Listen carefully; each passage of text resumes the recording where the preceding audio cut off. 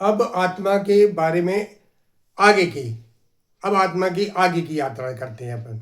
जब इस आत्मा को उपलब्ध होने के लिए हमारा संकल्प, हमारे विचार, सब कुछ शुद्ध हो जाएगा, तो फिर अब हमें उस आत्मा की लगातार स्मृति रहने लगेगी। और आत्मा की हमें जो जो स्मृति रहने लगेगी त्यों त्यों हमारा लक्ष्य, क्योंकि आत्मा का अपना होनापन होता है।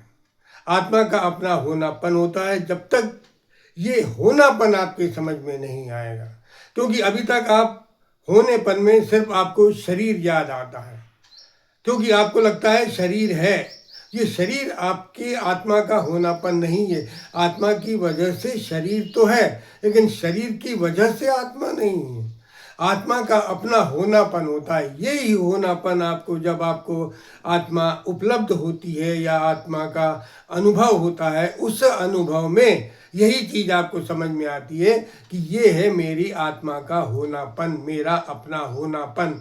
और जब ये होनापन आपको अपना समझ में आता है, तो फिर यही होना आपको हर वस्तु चीज का होनापन समझ में आ जाता है। क्योंकि सारी इस ब्रह्मांड में जो कुछ भी है, सबका अपना एक होनापन होता है।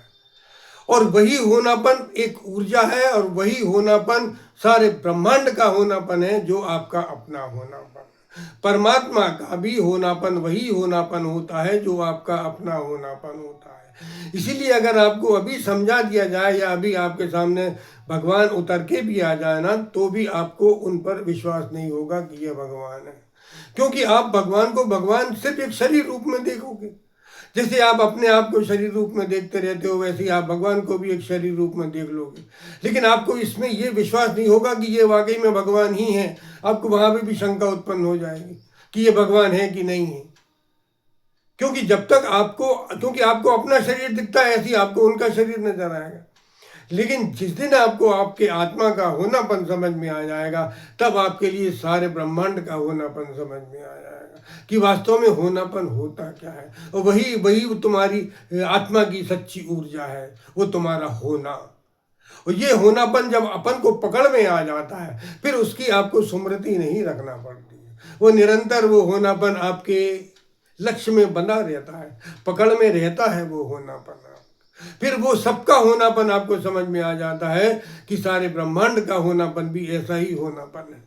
फिर हर चीज वस्तु, जैसे उदाहरण के लिए अगर मैं आपके लिए बताऊं, तो अगर आपके घर में दूध तो आता ही होगा, लेकिन ये आपका जो दूध आता है, ये आपके लिए अनुभव में है कि ये दूध ऐसा होता है, स्वाद इसका होता है, ऐसा होता है। लेकिन इस दूध के अनुभव के लिए आपको घर घर जाकर लोगों का दूध नहीं देखना पड़ता, क्योंकि आपके लिए पता है जो हमारे यहाँ का दूध है वो सबके यहाँ का दूध है।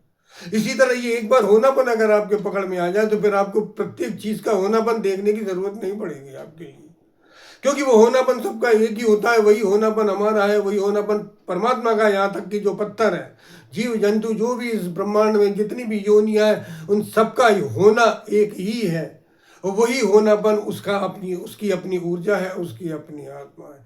जिस दिन ये आपको होनापन आपके समझ में आ जाएगा कि हमारा वास्तविक होनापन ये है, उस दिन आपको सबका होनापन समझ में आ जाएगा।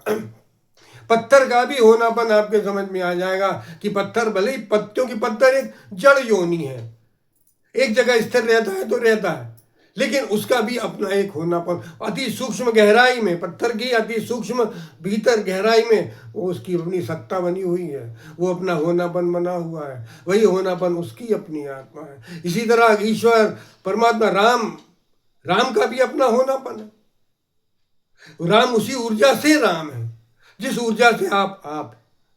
इस तरह वो एक बार होनापन आपके समझ में आ जाए, उस होनेपन को उपलब्ध होने के लिए, कि वो होनापन हमें उपलब्ध हो जाए या हम उस होनेपन के लिए उपलब्ध हो जाए, इसी के लिए हमें इस आत्मा की यात्रा करना है। और जब हमारी आत्मा की यात्रा हो जाती